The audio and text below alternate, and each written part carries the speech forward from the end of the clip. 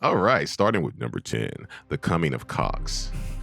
The Tarian royal story. At the time of writing Blades of Glory, Jeff and Craig Cox had not yet established themselves as screenwriters and were actually still working on day jobs. Know the feeling? Mm-hmm. All right. And he had no agents, no representation. So they had a great idea. With no access to professionals who could actually help them navigate the next steps, they got the script to a friend who actually did have a manager, #, and that manager got the script to Ben Stiller, who loved it and signed it and got it produced. And Number number 9. 9. Finding Chaz and Jimmy. Originally, the Cox brothers envisioned the rivalry of Chaz and Jimmy to be brought to life by Ben Stiller and Will Ferrell. They actually got the script to Stiller in hopes of finding their star, but instead, and arguably even better, they found their producer. Stiller was disinterested in playing Chaz due to many similarities with the other roles he had played. Will Ferrell was shooting Talladega Nights when Ben Stiller got the script to him, and he immediately jumped on board, being drawn to the spectacle of it.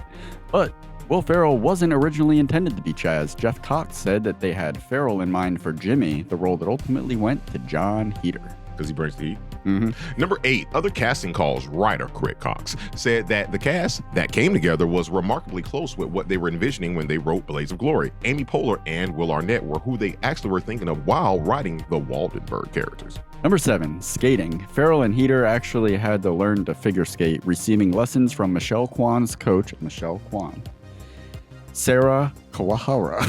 I'm giving you props for this. Sarah Kawahara Heder broke his ankle early on in training, which had the filmmakers worried if they would even be able to shoot the film. They managed to get it done by scheduling all of the acting scenes in one chunk while Heder healed and then shot all of the action segments 6 weeks later. Ferrell said that he was on the ice 3 times a week during that time just to get proficient enough to get on and off the rink and be able to come to a stop in a way that resembled an actual ice skater. That was pretty dope because you've noticed that's why they put in that skating scene in Anchorman 2, because he was still proficient at skating. He's playing the flute on the ice. Oh man, I gotta go back and watch Anchorman 2. I only watched that one Gotta time. go back and watch Goodfellas. Yeah, right. All right, number 6, the glorious hair and costumes. Writer, I feel like every line is Writer Craig Cox. You're setting me up for some bullshit. I'm trying to get a montage out of this. Writer Craig Cox said that they had no vision for their hair at all, and that it just kind of came out of production meetings with the directors and whoever was doing their hair and makeup. Now, the outrageous costumes and wardrobe is largely credited to costume designer Julie Weiss, but the whole bone hairbrush was Will Ferrell's personal touch. I could not love a human baby as much as I love this brush. Now, Will Ferrell said that he was allowed to keep one costume from the production, which currently hangs next to his Ron Burgundy suit in his garage. His wife will not let him bring it in the house. Funny. When you get to that level of success, the woman still runs the show. Well, I mean, at the end of the day, you're going to do what she asks because you want that tang. Number 5, alternate ending. Craig Cox said that the original script's second act ended with the 2 main characters being kidnapped by an assassin and taken to a remote cabin on a mountaintop to prevent from competing.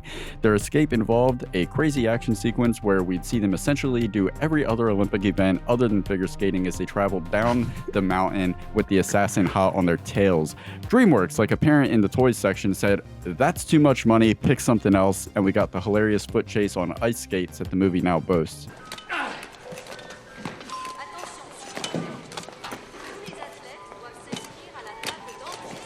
During talks about what the final moment would be, it was Ben Stiller who came up with just having them take flight into the sky, an idea that came to him maybe a day or 2 before they actually filmed it. I mean, it's so weird. People always talk about best endings and that was so perfect. No, we only have this much time. This is the best idea based off the much time we have and money and the budget's running out. Now, I'll get to the ending. I bet you will. That's what she said. Other script revisions, one of the biggest changes to the original script was that the Waldenbergs never spoke. Now, they had no lines of dialogue. Go fucking figure, how would you do Arnett like that? They had a coach who was their mother, an insane character. I'm thinking about Gina Gershon now in Face Off, that the writers envisioned as someone like Gloria Swanson in Sunset Boulevard. Now, once the character was nixed after 6 o'clock, some of those ideals channeled over to Jimmy's backstory with the billionaire father, which we love. Feeling? We're feeling now? What are you teaching this boy? Yeah.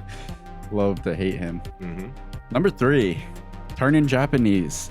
John Heder actually spent 2 years in Japan as a Mormon missionary where he learned to speak Japanese fluently, a talent that was showcased during the press conference scene in Blades of Glory when Jimmy flawlessly responds to a reporter's question posed in Japanese. いい質問ですね。上手にやりたいと思いましたが、実は2人ともトグロで目は綺麗ですよ。